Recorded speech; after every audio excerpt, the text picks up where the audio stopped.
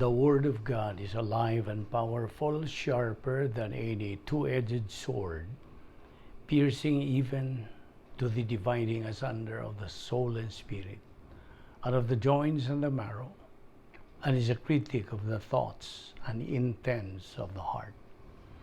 All Scripture is God-breathed and is profitable for doctrine, for reproof, for correction, for instruction in righteousness, that the man of God might be mature, thoroughly equipped unto all good works.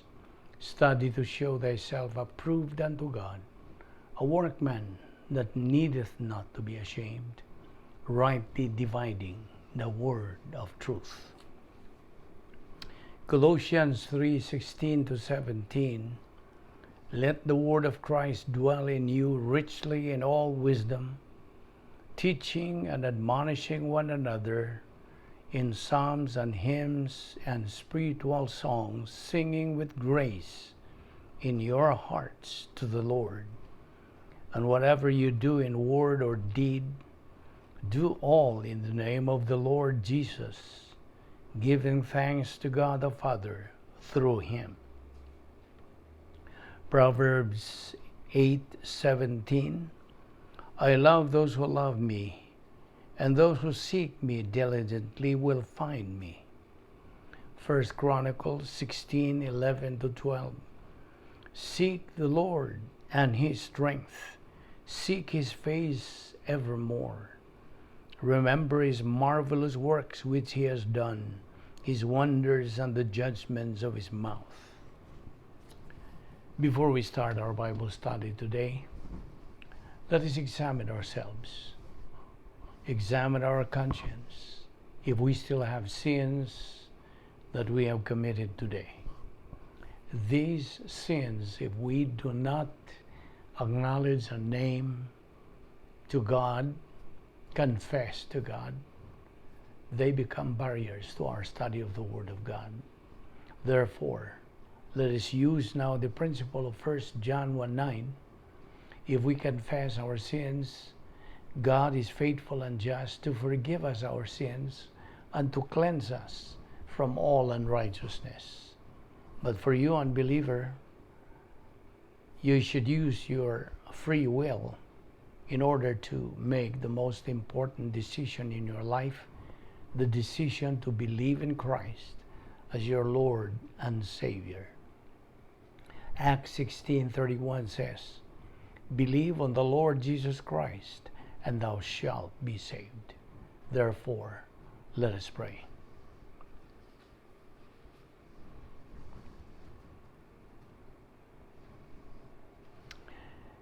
Heavenly Father, we thank Thee for this opportunity You have given us once again to assemble ourselves together, to be able to reflect and meditate on Your Word, especially in this uncertain time we are in. But we strongly hold on to Your Word that You do work all things together for those who love You. O Lord, we now pray that through the enabling ministry of God the Holy Spirit, You give us the concentration necessary to Your precious Word, which we will take up today. This we ask in Christ's name. Amen. Well, how are you, everybody? And welcome once again to our daily Bible study, to our subscribers, to our friends and relatives, and especially to our fellow believers who are following our ministry. We are still concentrating our discussion on the protocol plan of God. We have already said that the plan of God is described as a right thing done in a wrong way is wrong. A wrong thing done in a right way is wrong. A wrong thing done in a wrong way still is wrong. Only a right thing done in a right way is right. And besides, the plan of God is described as a problem identifier, problem anticipator, problem preventer, and problem solver. It is man's decision to appropriate with it or not, because it is a matter of choice. So, remember the principle grace before judgment. We have already said that Noah preached the gospel for 120 years. That was 120 years of preaching the gospel. And most of the people during those days were negative. They don't have that love and appreciation to the truth. And therefore, God is to punish those people who are negative. And so today, the Word of God warns every believer. Amos 8:11, you remember what it says? There will be famine and thirst coming. Not famine of bread or thirst for water, but of hearing the words of the Lord. It's coming. And what is the worst inconceivable way to die? Is it cancer, accident, or whatever? It's to die as an unbeliever. Therefore, this is addressed to unbelievers who have not received Christ as their Lord and Savior yet. And so remember that principle, grace before judgment. This is still the time of grace, and we should avail of this. God is still giving us all the opportunities so we can be saved. Salvation is only done one time. It occurs only one time. Therefore, there is only one salvation, way of salvation, which is faith alone in Christ alone. It is still available. And so man has that chance and opportunity to appropriate to that plan of salvation, the protocol plan of God. On the other hand, with regards to our fellow believers now, I'm addressing this to our fellow believers. When you do your devotional, daily devotional, you gather yourselves. So, you gather yourselves in a group, in any occasion, maybe. Like many Christian families, nowadays especially, that we are facing this worldwide crisis, the pandemic called the coronavirus pandemic. And we are all on lockdown. And so, some of our fellow believers are doing this devotional. Now, as believers in Christ, we feel more attached to one another now, whether we are on lockdown or not, for the main reason that it is our strong faith in the true God that we serve, love, and worship. And so today, we have a lot of devotional in our family, which is our common practice as believers, especially nowadays. And I hope that you do it in the right way. In fact, we believers are called to assemble ourselves, that's right, for the purpose of giving worth to God's admonition to His children to gather themselves and meditate on His Word. Now, therefore, we have to follow the procedure, the proper procedure in holding devotionals like I'm talking about. So my question now is, do you prepare well when you do devotional? Because that is very important. as believers. So we can derive a very worthwhile devotional. And of course, we will be discussing the Word of God during devotional. So you ask these questions to those who are attending that. Do you have a purpose in life? Well, as I have explained before, that if you have a purpose in life, then, a person goes to school, right? This is normal. So he goes to school, he graduates, and then gets a job after he graduates, and then he works, right? And then he marries. After marriage, he buys a house, he buys maybe a car or whatever, which the family needs. So he has a family, and he retires. And what is next? Of course, he dies. Now my question is this all there is to life? Is this all there is to life? You see, God created man in His image. God desires man to have fellowship with Him. So man has capacity for fellowship with God, a will or ability and freedom to choose. So therefore, follow this procedure. Step one is, to this discovery, is realizing the plan of God. What is God's plan for you? Abundant life. That is His plan.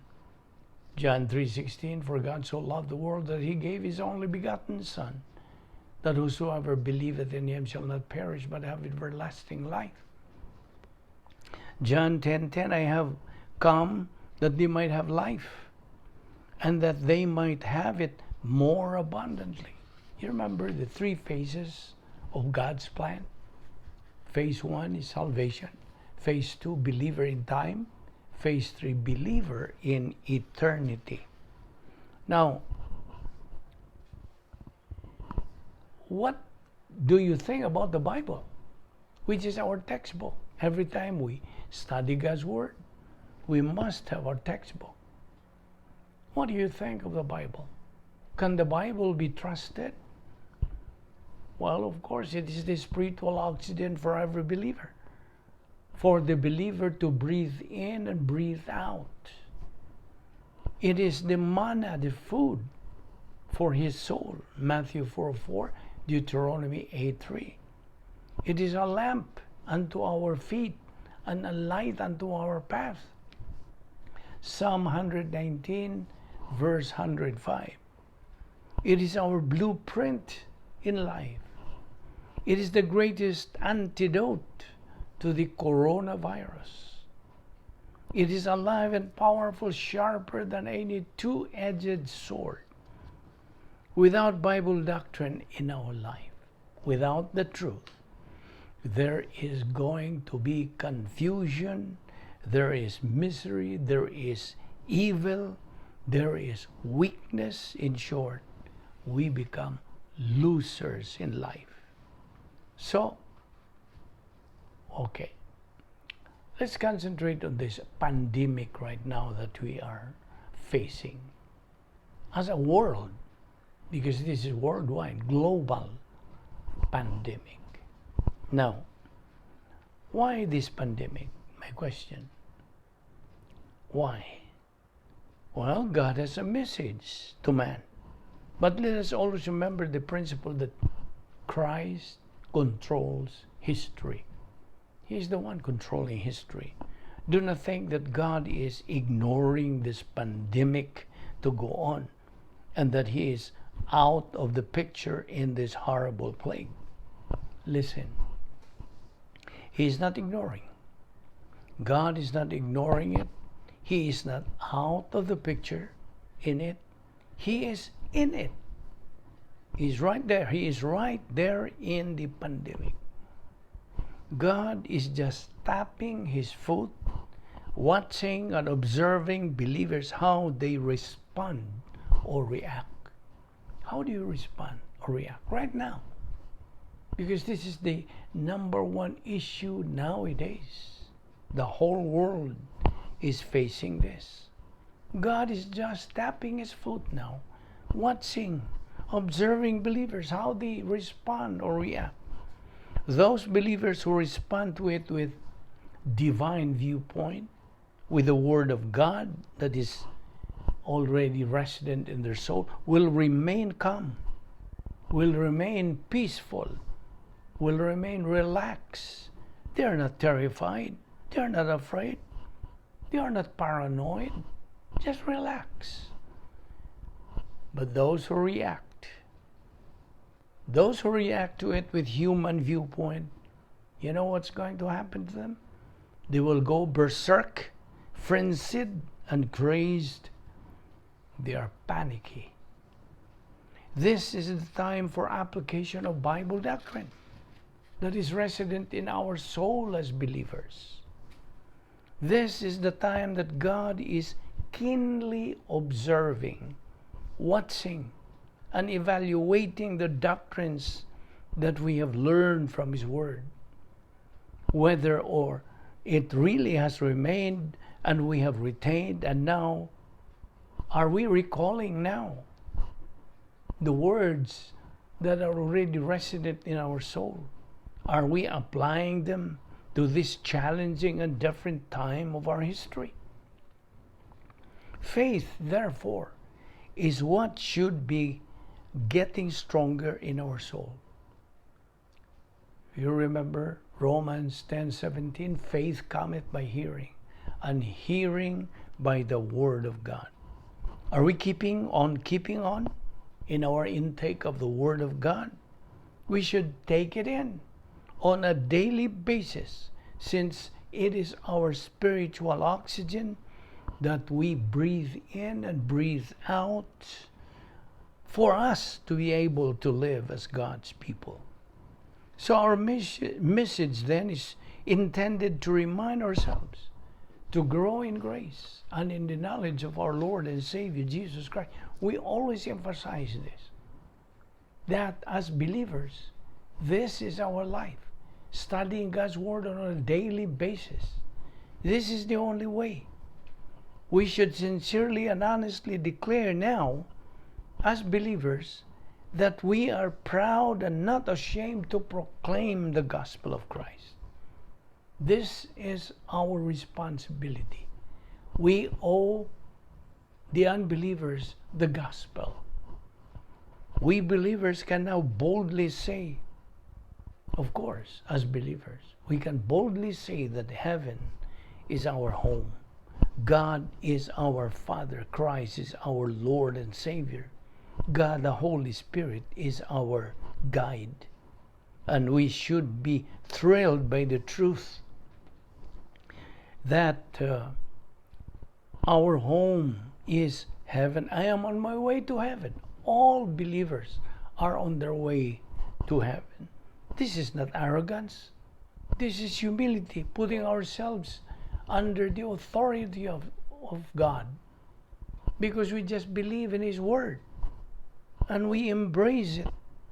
We are on our way to heaven, my forever home, and that's I'm going to be delivered from the difficult time in history, which we call COVID-19 pandemic, and that we fully trust God's Word in Philippians chapter 4, verses 6 and 7, which says, be anxious for nothing, but in everything by prayer and supplication and thanksgiving. May your request be made known to God, and the God of peace, what? Which surpasses all understanding, shall guard your hearts and minds in Christ Jesus. Therefore, it is our responsibility now to preach the gospel, to witness to unbelievers, and tell them that our Lord Jesus Christ died for their sins on the cross. And when they believe of what He did at the cross, paying our sins, then that is tantamount to believing Him as your Lord and Savior. Believe on the Lord Jesus Christ, and thou shalt be saved. Let us pray. Heavenly Father, we thank you for this opportunity once again of studying your word. We now pray that God, the Holy Spirit, will enlighten us to the things we have just taken up. Bring us tomorrow to this place once again, so we can continue in our spiritual momentum. This we ask in Christ's name. Amen.